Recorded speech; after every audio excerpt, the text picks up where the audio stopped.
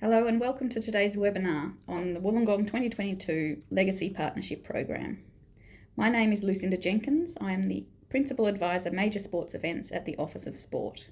I'm also a member of the Legacy Committee for the 2022 UCI Road World Cycling Championships, which will be held in Wollongong in September 2022. The Office of Sport is very fortunate to work closely with the partners of the Legacy Program: the Wollongong City Council, Oz Cycling, Cycling New South Wales, and of course the local organising committee of the 2022 UCI Road World Cycling Championships, Wollongong 2022. And I acknowledge each of them, their contribution and commitment to ensuring that the event provides a positive legacy for cycling, the region and the community. The purpose of today's session is to walk you through the Wollongong 2022 Legacy Partnership Program. This grant program is administered by the Office of Sport on behalf of the Wollongong 2022 Legacy Committee and the local organising committee. I will walk you through the details of the fund, the application and assessment process, and the all-important timeline. So let's get started.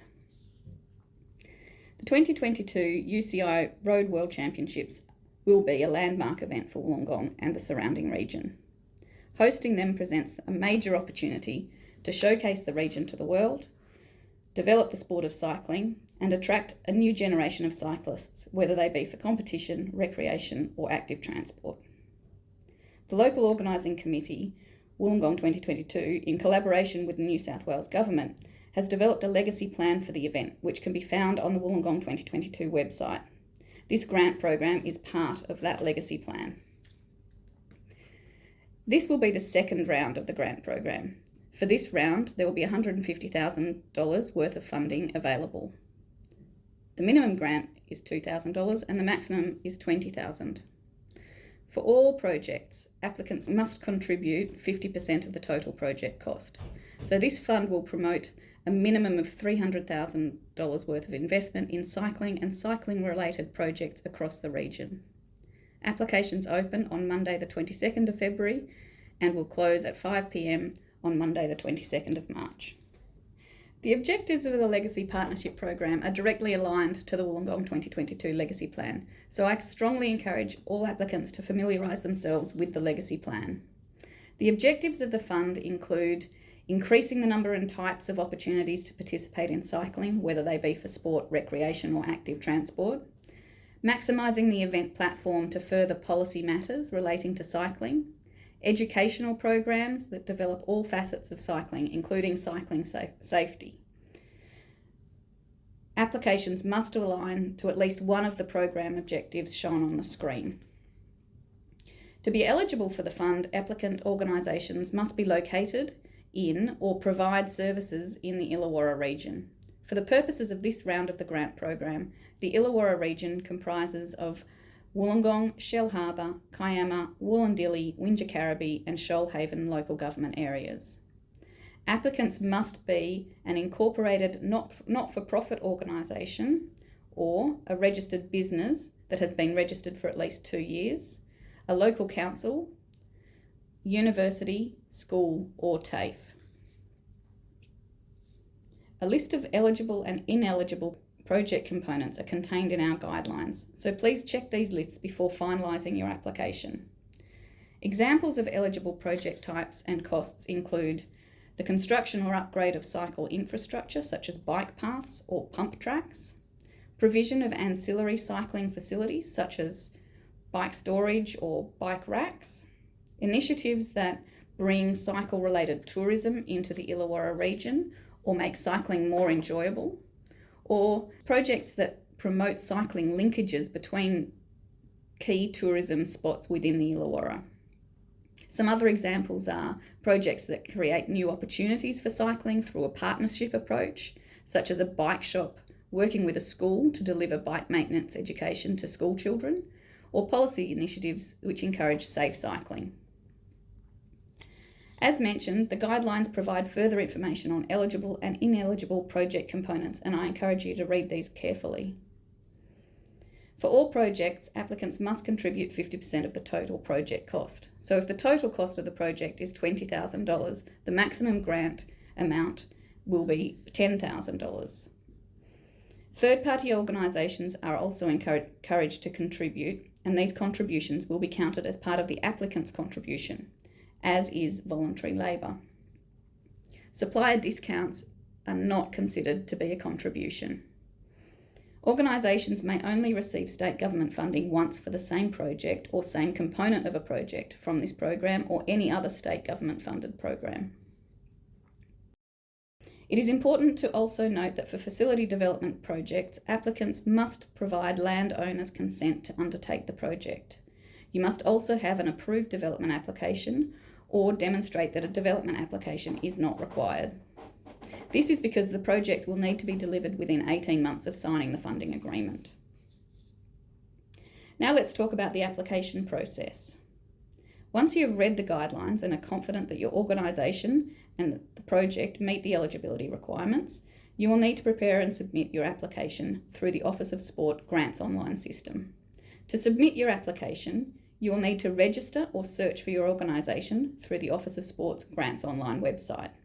So, if your organisation has previously applied for a grant with the Office of Sport, your organisation details will already be in the system. If not, you will need to register your organisation. All applicants should search for their organisation first before registering as a new organisation. So step 1 is to register your organisation. Step 2 is to register your project. Then complete the application by filling in each section in the application.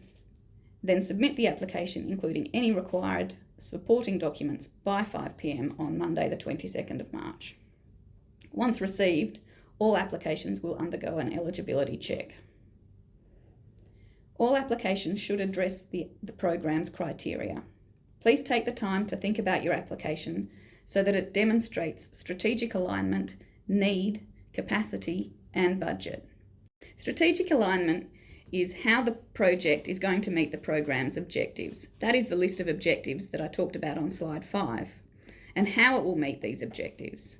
Need: do you have data that demonstrates the need for the project, and how will the project positively impact on this need?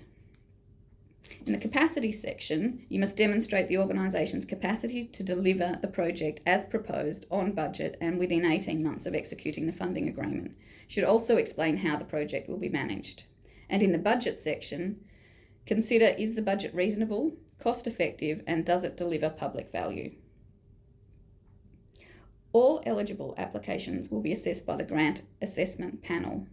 From this assessment, a short list of applicants, those ranked the highest, will be invited to pitch their project to the assessment panel. This provides applicants with the opportunity to provide more detail on their project, use pictures or imagery to explain their project, and provide additional details regarding the needs that will be met by the delivery of the project. Applicants may use audio-visual aids such as PowerPoint to deliver their pitch, but this is not a requirement. Each pitch will be strictly time limited to no more than 20 minutes, with a further 10 minutes allocated for questions by the assessment panel if necessary. Depending on the COVID environment at the time, the project pitch may occur in person or may be done via an electronic meeting platform. Now the all-important timeline. Applications open on the 22nd of February and close on the 22nd of March. We are hoping the assessment process will be completed by mid-April, and shortlisted projects will be invited to pitch by the end of April. May should see the final approval of the successful applicants, with funding agreements to be finalised by the end of June. This means that projects should be completed no later than December 2022. On project completion, a final project report and acquittal will be required. The next few slides are some typical questions that we have already received. Can organisations make a joint application? An application needs to be made by a single organisation which will accept responsibility should the application be successful. However, the application may identify partners that will add to the applicant organisation's capacity to deliver the event and provide funding. Will late applications be accepted? The answer to this is no. The online system will not accept applications submitted after the published closing date and time. So, if you are having problems submitting your application, you should contact 13 1302 or email the Grants Unit well in advance of the closing date to seek assistance. How will I know if my application is successful? All successful applicants will be advised in writing and asked to enter into a funding agreement. Funding agreements for successful projects are expected to be executed from June 2021. What if I'm successful in getting a grant from another New South Wales government agency? Grant funding from another New South Wales state government agency is not permitted as a co-contribution for the same component of a project. However, co-contributions made from local and federal funding sources are permitted to be used for this purpose. Other New South Wales state government grant funding must be used for a different component of the project. Thank you everyone for your time today. We look forward to receiving your applications.